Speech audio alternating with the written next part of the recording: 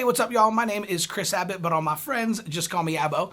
And in this video, we're going to be breaking down and talking about the cost between online advertising versus traditional advertising coming up.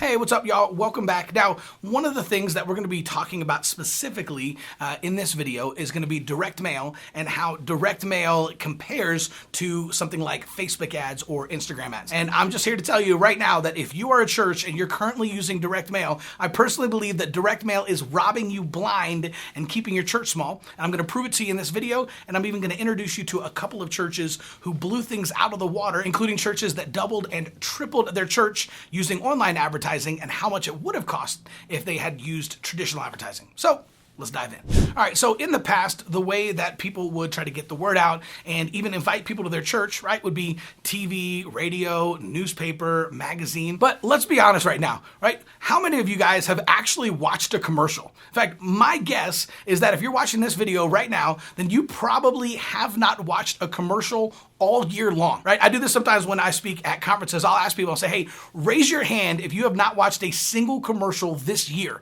And I'm telling you, it's usually 80 or 90% of the entire room and the hands go up, right? It's because, right, we have DVR now. Like we have Netflix, we have Disney Plus, we have Hulu. We don't need to watch commercials. I personally pay extra so that I don't have to watch commercials, right? So commercials just aren't a good ad spend anymore unless you're buying a Super Bowl ad, right? And if you're a church and you're trying to buy a Super Bowl ad, props to you, okay? That's legit. I actually think that's a great ad spend because it's the one time out of the entire year that people actually watch the commercials, right? But for everybody else, TV just isn't gonna be cost effective, and most people are gonna pay extra to their streaming providers to be able to fast forward through your commercials. Now, same thing with radio. Radio used to be a viable way to get the word out, and a lot of churches would use that to advertise their services. But the problem with radio, right, is now that we have Spotify and Apple Music, right? Amazon has their own music streaming service, and it's the same thing. Why would you ever listen to the radio? In fact, whenever I'm driving in my car, like if I forget my phone and I can't plug in my phone through like Apple CarPlay and I can't use Spotify, like I'm just like, oh my gosh, you gotta be kidding me, right? Like I have to listen to the radio like a sucker, right? Nobody likes listening to the radio anymore. Nobody likes listening to the commercials. And if you do, if you're stuck listening to the radio because you forgot your phone at home, then what do? You literally just cycle through the stations as soon as the commercials come on. So TV's out, radio's out, right? Newspaper, I mean, let's be honest, do they even exist anymore? Come on.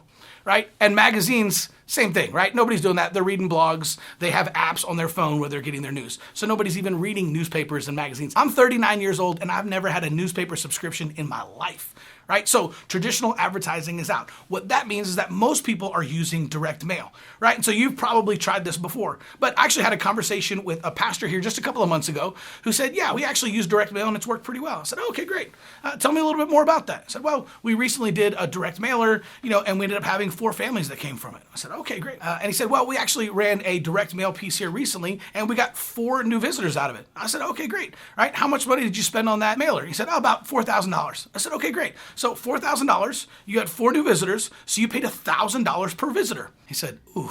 Yeah, I hadn't thought about it like that. So yeah, do you think you could have gone out into the street and paid 4 people $1,000 a piece to visit your church? Right? Silence on the other end because he was a little bit embarrassed. I said, man, we probably could have doubled that by simply paying 8 people $500 a piece. Right? I said, man, imagine if you spread that $4,000 around and you paid 40 people $100 a piece, right? You could have had a ton of people in church on Sunday.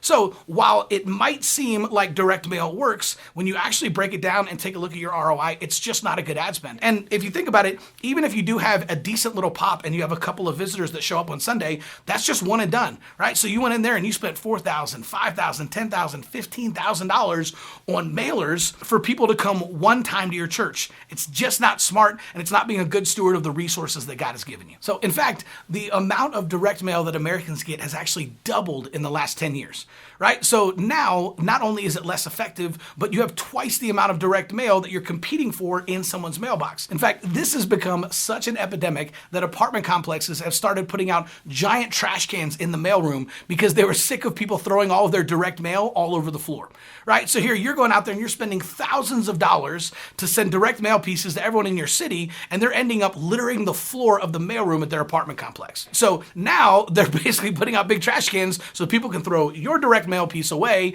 and not have to even look at it. So before we start talking about online advertising and looking at a couple of case studies, I want to hear from you. All right, what have you done in the past that's worked? What's not worked? How do you feel about the ROI that you've spent on direct mail, maybe some other traditional advertising versus online advertising? Let me know down in the comments below. I promise I'll read every single one. If you have any questions, let me know. I'll answer those too. All right, so let's dive into a couple of case studies and let's specifically compares to traditional advertising. So a friend of mine pastors a small church of about 20 people, right? And he was trying everything he could to get the word out. They tried direct mail. They tried a bunch of different traditional advertising approaches. They'd even tried some online ads, but they just weren't able to get any traction. So what he did is he started running Facebook ads, and here's how it worked. In 5 months, he ended up having 283,000 impressions. He reached 92,000 people, and he had 1,891 people submit prayer requests responding to his Facebook ads, and as a result, 209 new families plan to visit to his church in 5 months. And the best part is that he only spent $3,879. And while that might sound like a lot of money, think about the example from earlier in the video, right? That guy spent $4,000 on a direct mail piece and had 4 visitors,